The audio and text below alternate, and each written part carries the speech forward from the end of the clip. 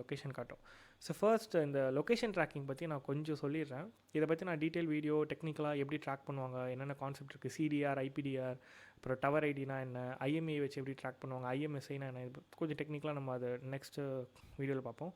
இப்போ short and ஸ்வீட்டாக சொல்லிடுறேன்.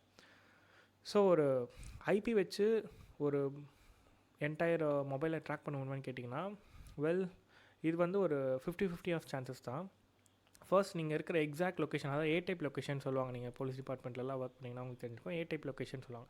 அந்த ஏ டைப் லொக்கேஷன் வந்து பார்த்திங்கன்னா, நீங்கள் இருக்கிற எக்ஸாக்ட் எந்த ஏரியாவோ ஜியோ லொக்கேஷனோட இருக்கிறது தான் ஏ டைப் லொக்கேஷன். அதாவது கோஆர்டினேட்ஸோடு இருக்கும், லாட்டிடியூட் அண்ட் லாங்கிடியூடோட. இப்போ ஐபி அட்ரஸில் இது கிடைக்குமா அப்படிங்கன்னா கண்டிப்பாக கிடைக்காது. ஐபி அட்ரஸும் வந்து இதுக்கும் சம்மந்தமே இல்லை.